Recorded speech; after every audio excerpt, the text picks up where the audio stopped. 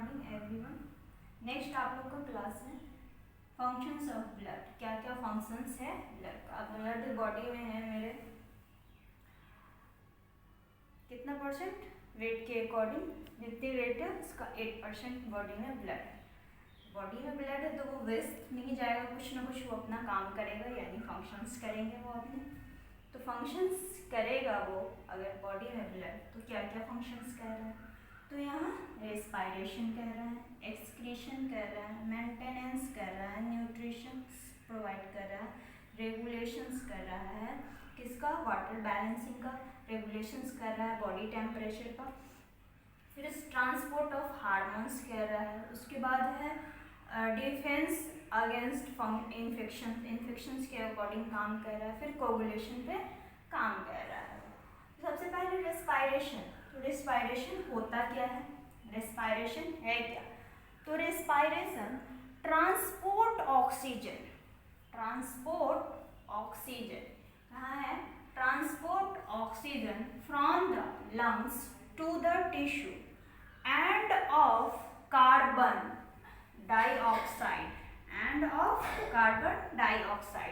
From tissue to lungs.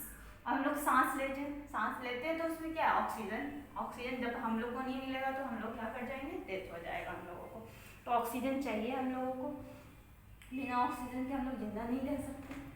तो transport क्या करता है, वो ट्रांसपोर्टेशन का काम करता है। ट्रांसपोर्ट ऑक्सीजन कहाँ, from the lungs, to the tissue, कहाँ से कहाँ, लंग्स से tissue, and of carbon dioxide from tissue to lungs.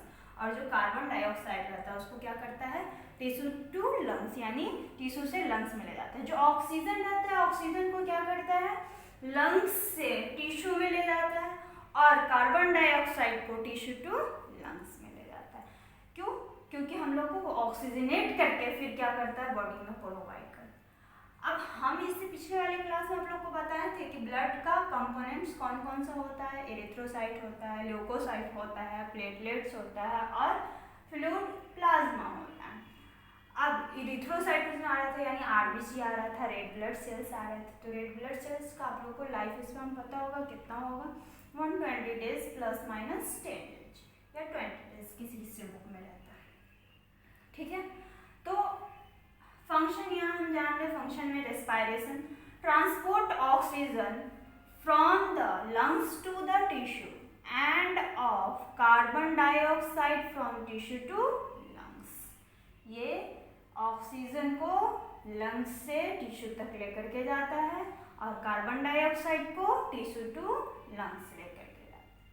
अब एक्सक्रीशन, सेकेंड पॉइंट है एक्सक्रीशन। तो एक्सक्रीशन क्या होता है, तो ट्रांसपोर्ट ऑफ मेटाबॉलिक वेस्ट। अब हम लोग के बॉडी में मैकेनिज्म होता है,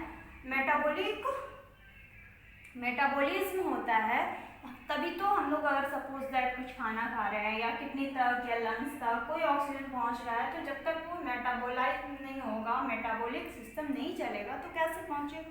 तो ये क्या करता है, transport of metabolic waste to the lungs, kidney, skin and intestine for remove. तो जो हम लोग का फंक्शनिंग करता है, वो फंक्शन, सपोज दैट ब्लड जा रहा है कहाँ तक, लंग्स में जा रहा है। अब लंग्स से वहाँ जा रहा है, तो लंग्स में कुछ वेस्टेज रह जाते हैं, वो वेस्ट को क्या करता है, रिमूव करता है। किडनीज में जाता है, किडनी में कुछ वेस्ट रहते हैं, उस वेस्ट को क्या करता है, रिमूव करने का काम करता है। स्किन में, इंटेस्टाइन में, ये सब में रहता है, तो उस वेस्ट को क्या करता है, रिमूव करने का काम करता है। आप लोग को तो इतना ही पता होगा, लंग्स मतलब फिर पूरा किडनी होता है, हम लोग के 2 किडनीज होते हैं, स्किन, उसके बाद इंटेस्टाइन यानी आंत, ये सब सारी चीज़ें होती हैं। तो एक्सक्रीशन उसको बोलते हैं, जो एक्सक्रीट करते हैं, यानी हटा दे, वेस्ट को रिमूव करते हैं। रेस्पायरेशन यानी वो अपना ऑक्सीजन ये काम कर रहा है, रेस्पायरेशन का काम कर रहा है, इसी दूसरी जगह, दूसरे से फिर तीसरी जगह से करके काम कर रहा है। तो रेस्पायरेशन हो गया, एक्सक्रीशन हो गया।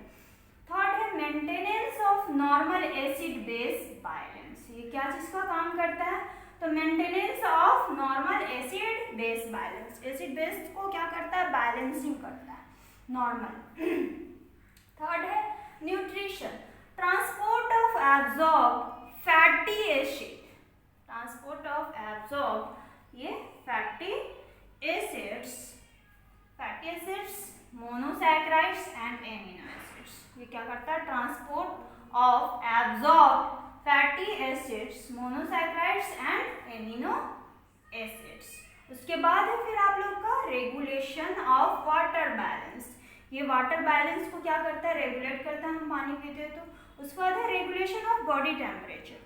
हम लोग का बॉडी टेम्परेचर कितना होता है, 37 डिग्री सेल्सियस होता है। तो 37 डिग्री सेल्सियस को ये क्या करता है, बैलेंस करता है। 37 डिग्री सेल्सियस क्या होता है, बॉडी टेम्परेचर, और फीवर टेम्परेचर कितना होता है, 97 डिग्री या 98 डिग्री फ़ारेनहाइट होता है। एफ में होता है वो और ये सी में होता है, ठीक है। तो ये क्या करता है, रेगुलेशन ऑफ बॉडी टेम्परेचर। उसके बाद है transport of hormones, vitamins and salt which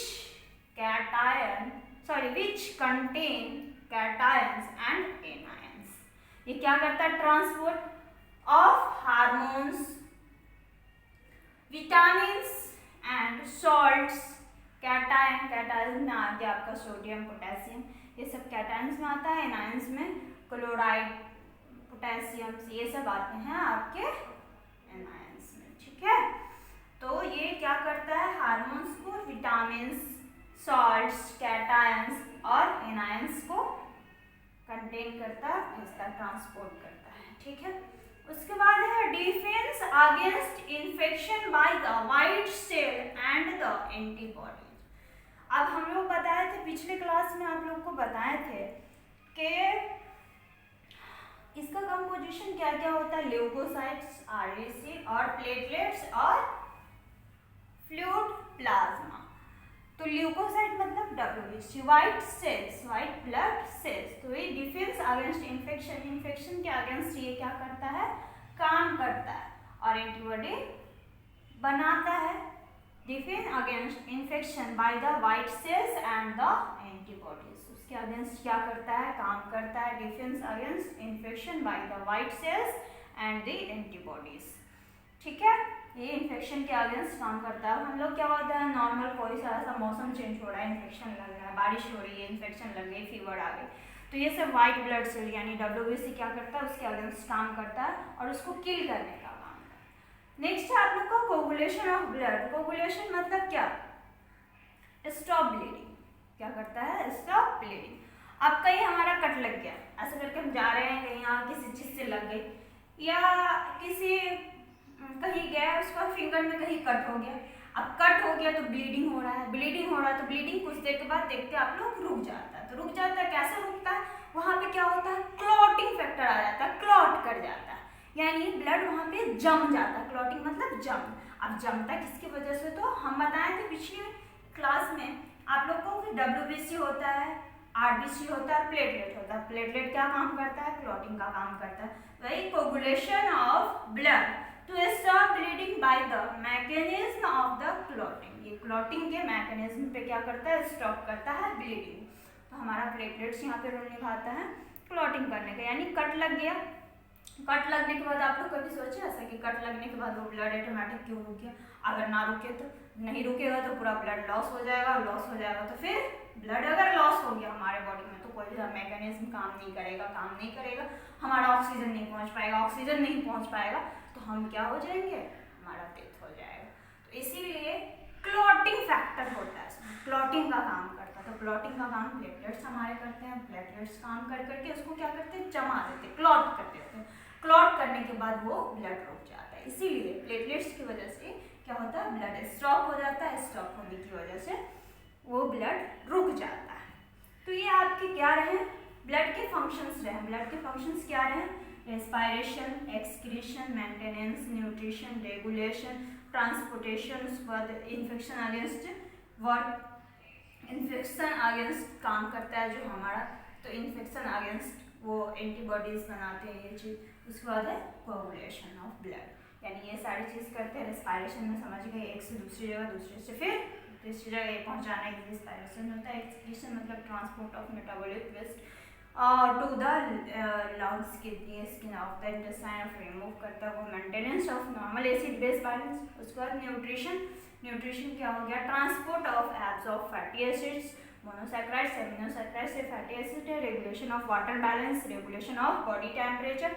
उसके बाद है transport of hormones, vitamins and salt which contain the cation and anions. Cation में आपका हो जाएगा सोडियम हो जाएगा, ऐसे इस तरीके से सोडियम वगैरह हो जाता है, ठीक है, कैटायन में। और एनायंस में आपका हो जाएगा क्लोराइड्स, बाकी और भी चीज़ें आती हैं उसमें, ये कैटायंस में हो जाएंगे। उसके बाद है क्या काम करता है, डिफेंस अगेंस्ट इन्फेक्शन। आप इन्फेक्शन लग रहा है तो इन्फेक्शन खत्म भी होते हैं, तो क्यों खत्म होते हैं, वो अगेंस्ट काम करता है, तो defence against infection by the white cells and the antibody. उसके बाद है coagulation of blood to stop bleeding of the mechanism of clotting. बस आज इतना रहने दीजिए, कल आप लोग को हीमोपोएसिस बताएंगे, कैसे कहाँ से ब्लड बनता है, कैसे कहाँ से होता है, ठीक है, ओके। आप लोग को जहाँ क्लास समझ में ना आए मैसेज करके पूछ सकते हैं।